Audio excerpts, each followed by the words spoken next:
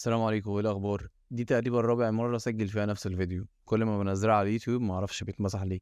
ماشي، على العموم ان شاء الله في الفيديو ده هنعرف مع بعض ازاي نقدم على تدريب البنك الاهلي المصري. خش على جوجل، هنكتب MBE ودي اختصار لناشونال بانك اوف ايجيبت. هتظهر معاك اول اختيار فوق خالص، هندوس عليها اللي هي هوم. هيفتح معاك الويب سايت بتاع البنك. تمام. لو عايز تحوله عربي ممكن تدوس على عربي اللي هي من فوق دي. عادي هتحول معاك الويب سايت كلها بالعربي. انا مش هحوله عربي ليه؟ لان العربي واجهني فيه مشاكل كتير، وكان الويب سايت نفسه بيعلق وحاجات كده ايه مش لطيفه. ففي العموم احنا هندوس على كلمه كاريرز دي او الوظائف لو انت بالعربي، او لو فتح معاك بالعربي. هتلاقي خانتين هنا، هم 4 خانات. اخر خانتين هم جراديويتس بروجرام وانترنشيب. الناس اللي هم سنه رابعه اللي هيتخرجوا السنه دي ان شاء الله، اللي هو انا منهم يعني، فدعواتكم تتخرج على خير. هتختار جراديويتس بروجرام. طيب لو انت لسه سنة تانية او تالتة هتختار internship عادي. تمام. فهو نفس التقديم، فانا هختار internship. وانا طبعا مش هقدم لنفسي، انا بس هعرفك ازاي تقدم. هتفتح معاك البيج دي او الصفحة دي.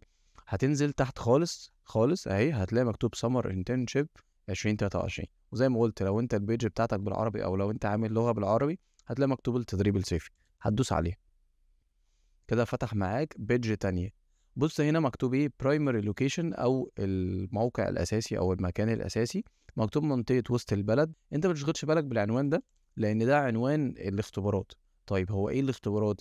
والله السنين اللي فاتت كان بيبقى فيه انترفيو، والانترفيو ده في سنين كانت فيس تو فيس، ومن بعد الكورونا كانت الانترفيوهات كلها اونلاين. تمام. وزي ما قلت قبل كده على البيج بتاعت الفيسبوك، او لو انت معانا على جروب التليجرام او جروب الواتساب، فقلت طول ما انت بتنطبق عليك الشروط بتاعت التدريب، جهز نفسك دلوقتي. لو انت ما عندكش بدلة، ظبط البدلة بتاعتك، اشتري بدلة، وهكذا، عشان هيبعتولك تعمل انترفيو سواء اونلاين او فيس تو فيس، احنا لسه مش عارفين. على العموم هندوس على ابلاي اونلاين. احنا كده رايحين نقدم، فهتظهر معاك البيج دي. تعال نقرا الاول الشروط، نشوف الشروط ايه نظامها. شروط التقدم ان يكون الطالب او المتقدم من احدى الجامعات او الكليات او الاكاديميات. طالما اكاديميات يبقى الناس اللي هي في معاهد عادي تقدم. تمام، بس اهم حاجه تكون معتمده من المجلس الاعلى للجامعات. والطلاب المقيدين بالفرقه الدراسيه الثانيه والثالثه، يبقى كده سنه ثالثه وسنه ثانيه هم اللي هيقدموا. طيب التقدير لازم تكون حضرتك جايب جيد جدا في اعلى من جيد وانت طالع. ودي طبعا التخصصات المطلوبه بقى انت اقراها. خلينا نعرف الديدلاين امتى عشان الناس برضو اللي هتسأل. الديدلاين لحد يوم 3/6. تمام. طيب ايه الأوراق المطلوبة؟ بطاقة الرقم القومي، صورة بطاقتك، وإثبات قيد أو بيان نجاح، شوف انت بتسميها في ايه في الجامعة بتاعتك. ولازم يكون مكتوب في الفرقة الدراسية ان انت سنة كام، والتقدير العام بتاعك عن السنة السابعة. طبعا التدريب يعني بيبقى 4 أسابيع اللي هو شهر. على العموم دي طريقة التسجيل أو الخطوات، فاحنا هندوس على I accept. هيظهر معاك البيج دي. لو انت كنت مقدم في السنين اللي فاتت او مع يعني عندك اكونت قبل كده على الويب سايت ده، هتحط اليوزر نيم بتاعك هنا وهتحط الباسورد بتاعك هنا. طيب لو انت مالكش، وهنفترض ان انت مالكش زي ما عملنا في التدريبات اللي فاتت، هندوس على نيو يوزر او مستخدم جديد. تمام. طبعا انا هعمل فيك اكونت زي ما قلت، انا بختار مهمل. طيب في اليوزر نيم بكتب ايه؟ في اليوزر نيم انت بتكتب، بتحط مثلا الايميل بتاعك. هنجرب. بص في حاجه غريبه هنا، هتلاقيه كتب الارقام بالعربي. ما تشغلش بالك، دي ما فيهاش اي مشكله خالص، لان في ناس قعدت تبعت لي تقول لي ده بيكتب بالعربي وكده في مشكله ومش عارف اكتبه بالانجلش. لا عادي يا جماعه، هو كده كده هيقبل معاك. طيب الباسورد، زي ما علمتك قبل كده في كل التدريبات اللي فاتت، الباسورد خليه حرف كابيتال وحرف سمول وعلامة الات اللي هي دي. وبعد كده تحط بقى ارقام براحتك، عايز تحط رقم تليفونك ماشي، عايز تحط ارقام اللي انت عايزه بقى، عيش حياتك. وهن ري انتر باسورد، يعني حط الباسورد تاني. تمام. والايميل هتحط طبعا الايميل بتاعك. انا طبعا هنا هحط الايميل لو هفترض بتاعي، وادوس على ريجستر او التسجيل. تمام. بص فتح معايا البيج دي، هيبقى زيها زي تدريب الCIB وكل التدريبات اللي احنا قدمنا عليها قبل كده بالظبط. تمام. فعشان كده انا مش عايز اطول. اول حاجه بيقول لك الريزومي ابلود. لو انت عايز تحط الCV بتاعك ماشي، هتقول I want to upload resume وتختار. لو انت مش عايز تحط الCV هتدوس على I don't want to upload a resume. طبعا انا دوست عليها اهو، وهدوس على save and continue. لو انت معاك CV وجاهز ماشي، هتدوس على I want to upload resume وهتحط الريزومي بتاعك او الCV بتاعك. ماشي. طبعا انت لو مش عارف تعمل CV ازاي، في فيديوهات على القناه، خش اتفرج عليه وهتعرف تعمل فيديوهات ازاي او هتعرف تعمل سي في ازاي. طيب سورس تايب عرفتنا منين؟ فاحنا طبعا هنختار سوشيال نتورك اللي هي التواصل الاجتماعي لينكد ان. تمام، او شوف انت عايز تكتب فيسبوك اي حاجه، بس احنا يعني هنكتب لينكد ان. فيرست نيم ده الاسم الاولاني بتاعك، فهنفترض اهو. ميدل نيم ده اسم والدك، برضه هنفترض ان هو ده. والثيرد نيم اللي هو اسم جدك. طبعا طالما ما فيش عليها ستار بالاحمر مش عايز تكتبها ما تكتبهاش. اوكي. طيب الفول نيم يبقى انت كده هتكتب اسمك رباعي، بس طبعا هتلاقي مكتوب ايه نيم ان انجلش، فانت هتكتب هنا بالانجلش اسمك رباعي. اوكي، اسمك رباعي. طيب هتلاقي هنا مكتوب ايه؟ الاسم كاملا باللغه العربيه، يرجى إدخال الاسم باللغة العربية بالكامل كما هو في بطاقة الرقم القومي. طيب يعني إيه كما هو في بطاقة الرقم القومي؟ في ناس مثلا بيبقى والده اسمه أسامة أو هو اسمه أسامة، إحنا طبعا عارفين إن أسامة بتبقى مكتوبة كده. ممكن يكون في البطاقة بتاعته اللي هي بطاقة الرقم القومي مكتوب أسامة كده، فأنت اكتبها كده برضه. فاهم يعني؟ أنت ما تكتبهاش يعني اكتبها زي ما هي في البطاقة بتاعتك بالظبط. ماشي، فاحنا هنفترض إن هو كده خلاص كتبنا الاسم الرباعي باللغة العربية. اللاست نيم ده اللي هو اسم العيلة، فانت هنا اسم جدك واسم العيلة اللي هو الاسم الرباعي طبعا بالانجلش برضو. تمام. وهتيجي في الايميل ادرس، لو انت عايز تغير الايميل ده ماشي، مش عايز تغيره خليه زي ما هو. ده طبعا الايميل اللي انت كنت حاطه بره من الاول. تمام. date of birth اللي هو تاريخ ميلادك، هتختار تاريخ ميلادك عادي من غير مشكلة. military states اللي هي الخدمة العسكرية، فانت هتختار زي ما انت عايز. شوف انت لو انت عملت الاعفاء ماشي، اكتب اعفاء من الخدمة العسكرية وهكذا. ماشي. ايه تاني؟ ايه تاني؟ هتلاقي مكتوب هنا لم يصيب الدور اهي، هتدوس عليها لو انت طبعا لسه ما عملتش اي حاجه خالص. marital states اللي هي الحاله الاجتماعيه، هتختار اعزب. لو انت متجوز هتختار متجوز وهكذا. الجندر اللي هي الذكر ولا انثى، هختار طبعا الجنس بتاعك. national ID، بص هنا بقى دي حاجه مهمه، برجاء كتابه الكلمه المدونه اسفل الصوره واسفل التاريخ الميلاد. الجزء ده هو ده كان سبب مسح الفيديوهات اللي فاتت بتاعت ازاي تقدم اللي كانت موجودة على القناة. تمام. طيب هتعمل ايه حضرتك؟ هتلاقي الصورة بتاعتك هنا مثلا، تحت الصورة هتلاقي مكتوب تاريخ ميلادك ده في البطاقة بتاعتك. تحتها خالص هتلاقي مكتوب كلمة كده اللي هو تقريبا جي مش عارف ايه، او ممكن جي ممكن ايه، هي حرف وبعدين ارقام، فهتكتبها هنا. انا هختار مثلا جي اي رقم وهكذا. تمام. طيب هتيجي هنا، بص بقى بيقول لك ايه، برجاء كتابة اول 7 ارقام المدونين في بطاقة الرقم القومي من جهة اليمين. يبقى انت هتاخد يعني احنا بص في ارقام الموبايل مثلا بتكتب 010 كذا كذا كذا، احنا كده مش شمال ليمين. لا انت هتعكس بقى هنا، هتاخد بطاقة الرقم القومي بتاعك او الرقم القومي اللي موجود في البطاقة من العكس، هتختار اول 7. تمام. يعني هو مثلا لو 7 8، لا انت هتكتب 8 7 وهتكمل. تمام. من الشمال من اليمين للشمال هتمشي كده اول 7. ماشي. طيب هنكمل طبعا، احنا عايزين اول 7 يعني 1 2 3 4 5 6 7 كده، دول 7 ارقام. place of residence اللي هي البلد بتاعك، هتختار Egypt. والسيتي طبعا انت هنا، خلينا نكمل هنا Alexandria اللي هي المحافظة. الريجن اللي هي المنطقة، اسكندرية برضو. انت هتختار طبعا منطقة براحتك انت. السيتي هتختار برضو مثلا لو انا اسكندرية فانا هكتب اسكندرية. والستريت ادرس اللي هو اسم الشارع بتاعك او عنوان الشارع. وهنا برضو لاين اللي هو برضو العنوان بتاعك، ممكن تكتب انت الدور التالت الدور الرابع وهكذا. برايمري نمبر اللي هو الرقم الاساسي بتاعك، طالما معلوش ستار خلاص سيبه، هتكتب رقم موبايلك بقى.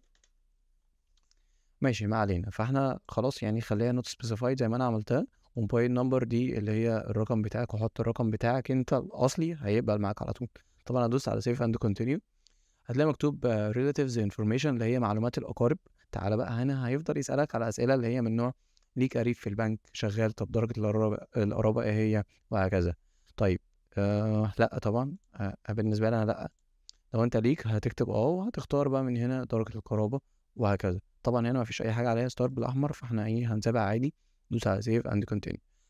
job specific questions اللي هي الحاجات اللي ليها علاقة بالشغل يعني. in case you have relatives working in NBE at NBE please write relatives department. يعني انت في حالة ان انت لو عندك حد قريبك شغال في البنك يعني قول الديبارتمنت بتاعه القسم بتاعه ايه واسم الفرع بتاعه. طبعا لو انت لا فانت هتختار NA، فانا هدوس على NA. و second relatives مش عارف ايه طبعا، يعني لو ليك حد قريبك تاني فبرضه NA اللي هو انت مالكش قريب.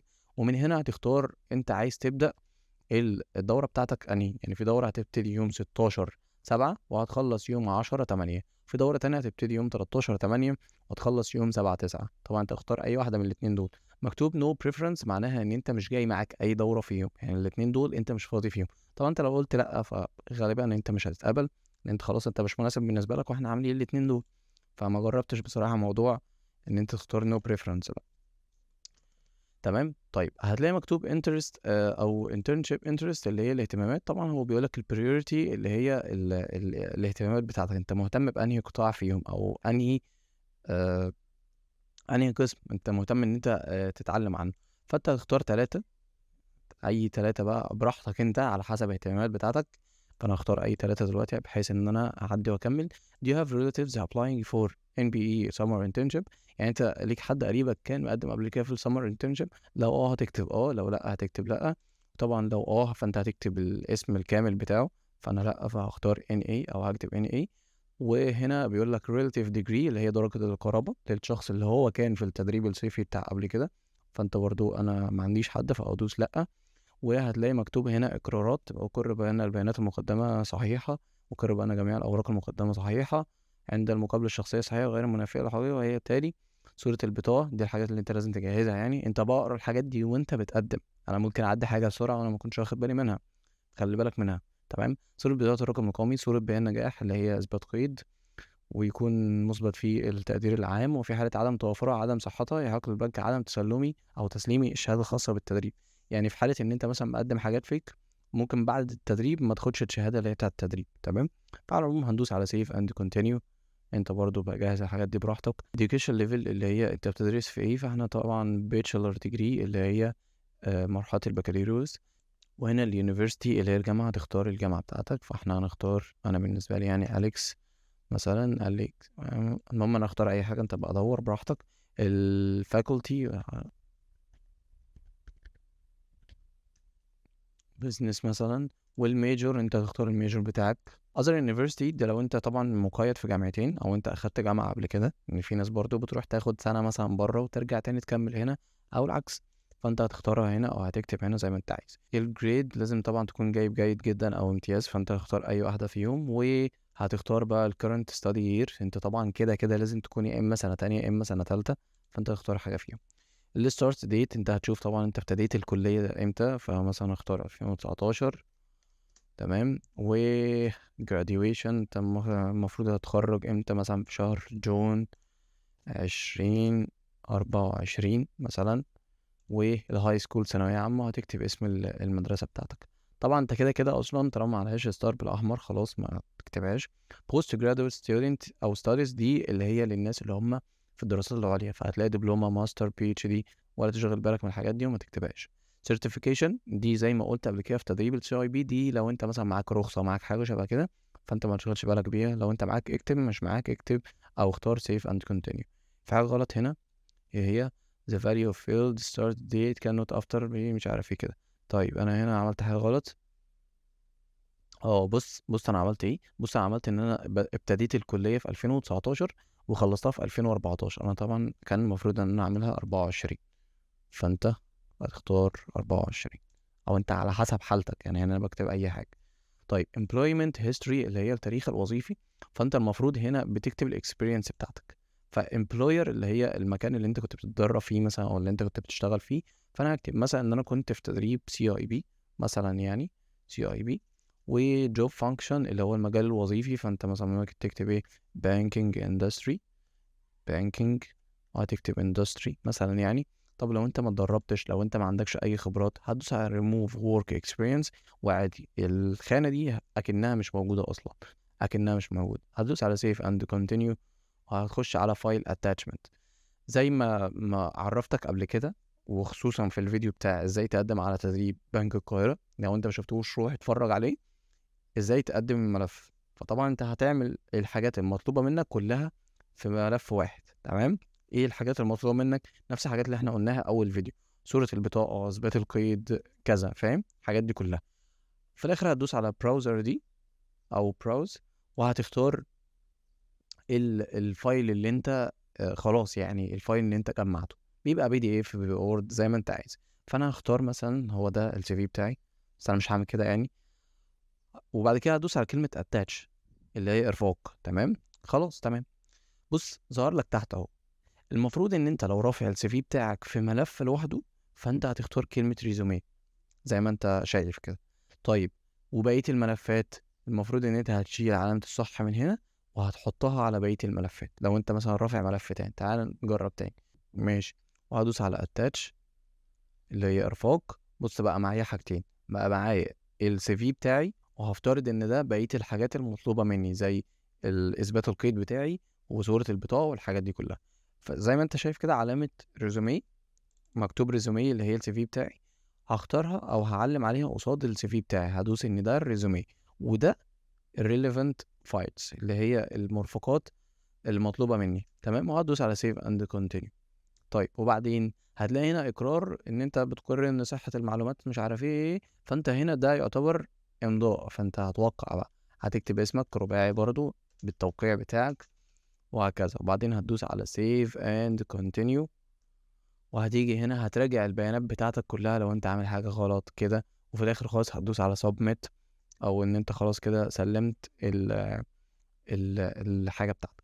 طيب خلينا نعرف ايه اللي هيحصل بعد ما تقدم على التدريب. المفروض ان هم يا اما هيتصلوا بيك يا اما هيبعتوا لك ايميل وهيقولوا لك ان انت عندك انترفيو يوم كذا. واحنا طبعا ما بنبقاش عارفين الانترفيو ده امتى بالظبط وامتى هيبتدوا يبعتوا، عشان برضو الاسئله دي ما تجيش في دماغك دلوقتي وتفضل تسال عليها. فحضرتك هتجهز نفسك وهتجهز الاسئله بتاعتك، زي مثلا تعرف إيه عن البنك بتاعنا، عرف نفسك، موقف صعب عدى عليك وعديته، وهكذا. اسئله من الاسئله الخفيفه المشهوره جدا في كل حته في الانترفيوهات. بس كده، وان شاء الله اكون فدتكم. وما تنسوش يا جماعه تعملوا لايك، لان اللايك ده بيخلي الفيديوهات تقترح لناس اكتر، فبالتالي ناس اكتر هتستفيد، فبالتالي آه يعني هيبقى ثواب اكتر لينا ان شاء الله. يلا مع السلامه، واشوفكم في تدريب تاني ان شاء الله.